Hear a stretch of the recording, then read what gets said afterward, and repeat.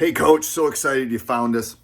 Couple things. First of all, go over and check out teachhoops.com for coaches who want to get better. Let me help you. 30 plus years of coaching. I've done it. I can help you. Go over and check it out. 14-day free trial, videos, everything you would want to become a better basketball coach. Less than $1 a day. Go over and check it out. Also, go over and subscribe and like. That would really mean a lot to us. We're trying to get to 100,000. Let me help you put some banners on and some championship rings on your hand. Go over and check it out. Let's head off to the video. Here, and again to reiterate what he's saying, thanks to you guys who put some time in the gym today. It's a privilege for me to be here, a pleasure, a blessing. I was head coach at Newland and Spicer for 7 years, and it was a tremendous, wonderful opportunity for me. I'm no longer there. I'm now teaching at Oak Grove Lutheran School in Fargo and helping out at Concordia Moorhead basketball. I'm going to do something a little bit different for a while and not necessarily talk about what we coach, but who we coach. The gentlemen before me have done a wonderful job, and I'm not nearly as smart as they are, so my X's and O's won't look as good. That's one reason. But also, I think it's important that we have a good understanding of how to motivate young people, how to communicate with young people, and how to build relationships with young people. A little bit about me. I grew up in a coach's house. My father coached football, basketball, baseball, and was a summer rec director. So he pretty much coached me my entire life. And it was a lot of blessings to that, but a few not so much blessings to that. And one in particular that stuck with me and helped me to try and focus on mental toughness and confidence was a lesson that he taught me. I was a pitcher on the baseball team. And I had a tendency to perhaps lose my composure, get a little wild, walk a few people, hit a few batters, that sort of thing. And this one particular day, I am pitching, and I walked a few people, then beaned one, and I was pretty much checked out then. I was sick of pitching, and I'm looking over at my father who's in the dugout, and he's not even paying one bit of attention to me.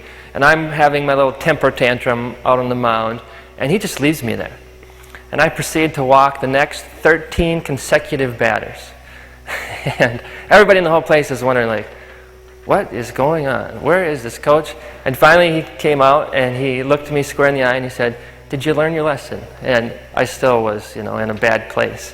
I didn't really know what he was talking about. And but it stuck with me. And I've learned from that and hopefully have continued to make progress on becoming a little bit more mentally tough, even though I'm not so sure I like that term, or confident. But I like to use the term positive mental attitude instead of being mentally tough, because sometimes the world gives us opinion of mentally tough as a tough guy, and I'm not so sure that tough guys are usually mentally tough.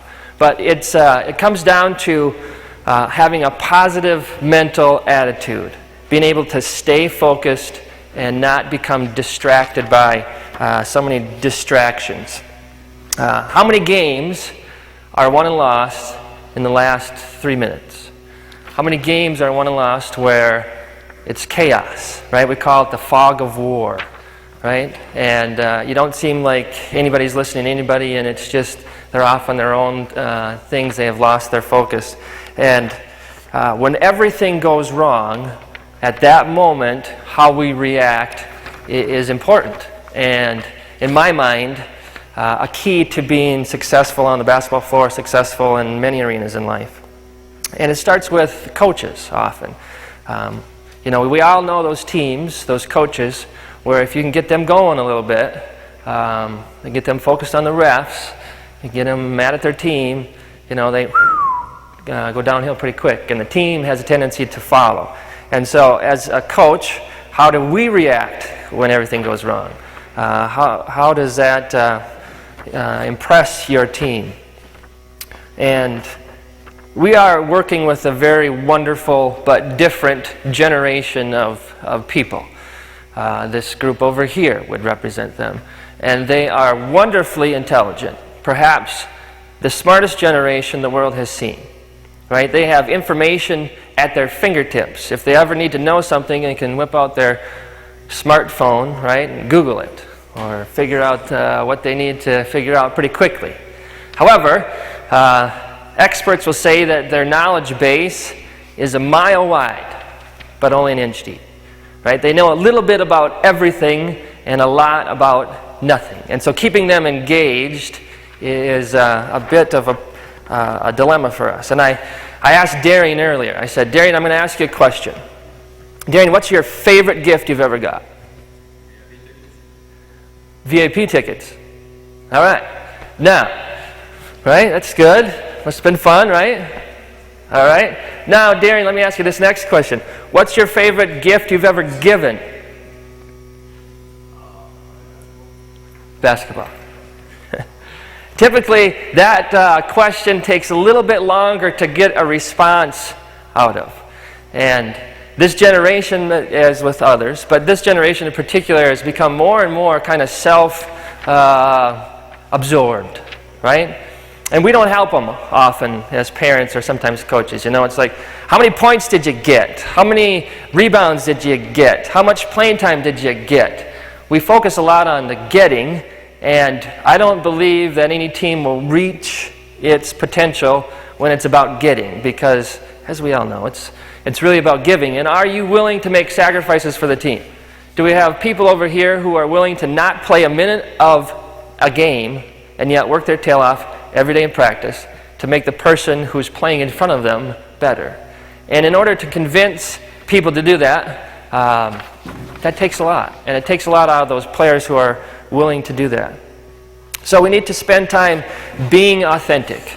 This age is a digital age. Most of their time they're in front of a computer screen, cell phone, a TV, a movie screen or something. And so they long for authentic people. And so I have to constantly work on just being myself. Don't be something that they're going to see right through, because they're intelligent. And they'll figure out if you're faking it. Or they might say a poser, right? Is that the word you guys use, a poser? Yeah? No comment? Okay. Anyway, so they long for authentic people and especially authentic relationships. And so part of what I always try to do is spend time with them outside of basketball. You know, you might have a practice one day, or we've done it before, where we had a practice and we took all the kids and went to a movie. Or we've had all the kids over to my house, and my wife loves to cook, and we'd have a meal. And do some things that help them see you outside of just telling them what to do. Really helps them to allow them to trust you. And when you have trust established within the team, within the coaches, then they can really become a more confident, mentally tough type of team. Motivation. There's only one real lasting motivation, and that is self-motivation. We can motivate with punishment, we can motivate with reward, you can motivate with fear, and none of those are real productive. Right? If you can get your players to want to rather than have to, I guarantee you'll be successful. We not always win, but you'll be successful if your kids believe and they want to do something. There's no doubt that there will be mistakes, right? We can't eliminate mistakes. It's part of life. It's part of the game of basketball. But how do we react to those mistakes can define our character, can define our outcomes. And so, as a younger coach, I spent a lot of time working on my man-to-man defense and man-to-man offense. Too much time. And I should have spent more time on developing the character of the team, spending more time on building relationships. Because if I have a player who knows every X and O's out here, but doesn't trust me, doesn't trust his teammates, doesn't trust the system, what good is it? And so I learned that I needed to spend more time learning about the players rather than the plays. If you can get your players to play without fear, fear robs us of confidence. Fear robs us of our ability to exceed at a high level because, and most often the fear that you run into is the fear of failure. You know, you've probably all coached a kid or two that doesn't shoot enough. And a lot of the time is the motivation behind that is they don't want to miss. Now, we've also coached a few kids that shoot all the time. Right? You can't get them to stop shooting. So you have to understand your players. But one of my favorite players, his name was Jamie Moten. And he was a handful. Basically had done his own thing his whole life, so trying to rein him in and get him to be part of something bigger and beyond himself took a lot of time and energy. But he was just phenomenal to coach because he had no fear. And one of my favorite stories of Jamie is we're in this section final game. And for 3/4 of the game, everything was going well. I mean, we were playing a high-quality opponent, but we were winning. We were up by about 10 points, probably 6 to 10 points the majority of the way. And all of a sudden, things started to go south. And the opposing team has a kid who just catches fire. And it was like, as soon as he crossed half court, I'm like, oh gosh, he's going to score again. We've probably had those games before. Anyway, and so this kid is just knocking down shot after shot, and we start to tighten up, and we're getting nervous and scared, and we're worried about losing rather than just playing to win. And lo and behold, with 2 minutes and 38 seconds left, I called timeout, and I'm thinking, we were supposed to win this game. In fact, we're supposed to win the state championship. Here we are in the section finals, and we're losing. We're down 9. 2 minutes and 38 seconds left. What on earth am I going to say to these guys? Long story short, we made a comeback. We tied it up. We're into overtime. They scored to tie it up with 2.3 seconds left. I get a timeout. Jamie comes into the huddle, and he looks me dead in the eye and says, if you get me across half court, I'll make it. I'm not lying. I'm not making this up. He looks me dead in the eye and tells me that. And, you know, I'm kind of laughing inside, but whatever. Okay, so we drop the play, and sure enough, Jamie gets to about right here. Nothing but net at the buzzer. We win. Without fear. I mean, that is where it's at. That was confidence. And yep, Jamie got a little cocky from time to time. We had to rein him back in. But it was just a pleasure to coach a young man who played without fear. We had 7 rules. 1, stay focused. 2, be prepared. 3, be coachable. 4, trust in the team. 5, don't get sick, don't get hurt. Now that one's a little bit bizarre. But you can take care of your body. You cannot do stupid things as far as getting sick or getting hurt. 6, be willing to play at 100%. 7, have a good attitude. And I found that when the players knew what to expect, they were a lot more comfortable. When I told them, today's practice is going to be horrible. We are going to run a lot. You are not going to enjoy it. If they understood what was coming, they were much more comfortable with that. And communicate with each player. You know, you've got 15, 18, I don't know how many kids on your squad, but treat each one the same and communicate with each one of them. If it's Jamie, and Jamie, we want the ball in your hand in the last second of the game, make sure that Jamie knows that. If it's Jake Essler, I'll talk to him about him later.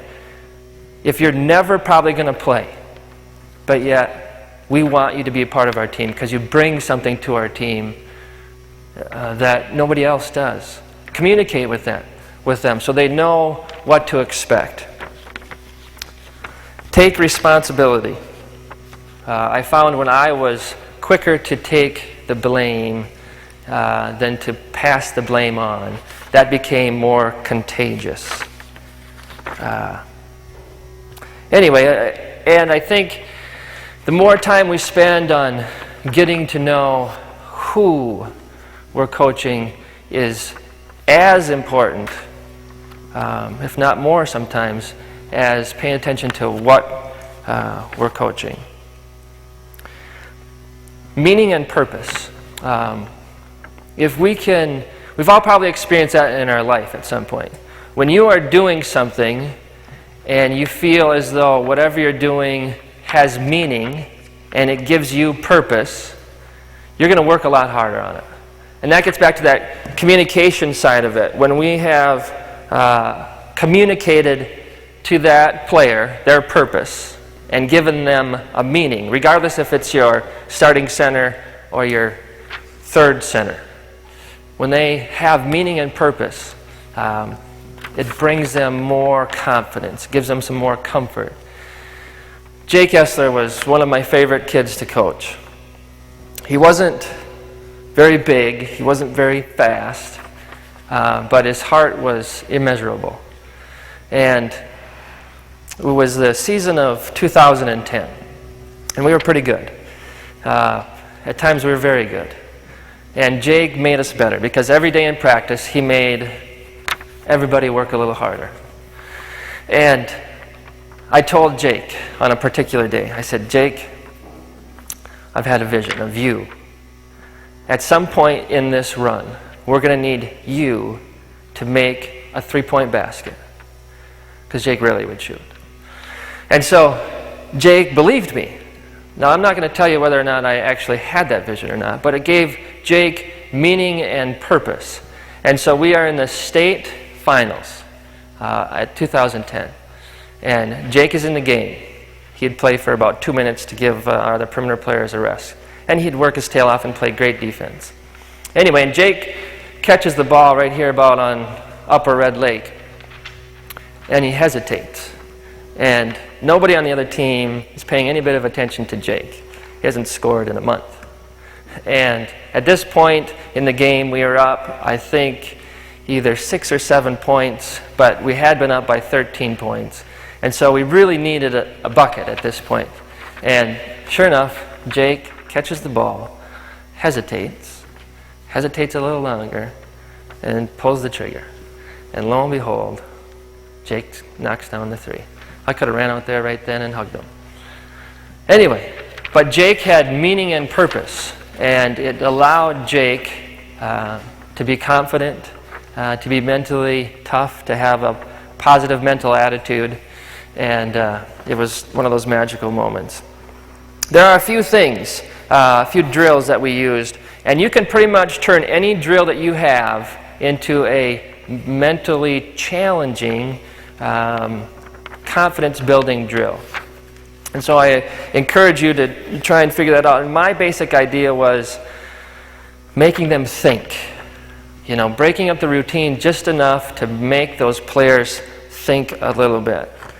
And when it comes to confidence, I will tell you, I think, my opinion, the number one confidence builder is conditioning.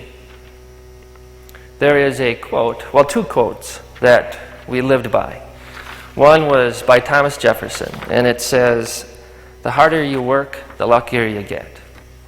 And the other was by Vince Lombardi, and it was, "The ones with the most invested are the last to surrender." And I believe it.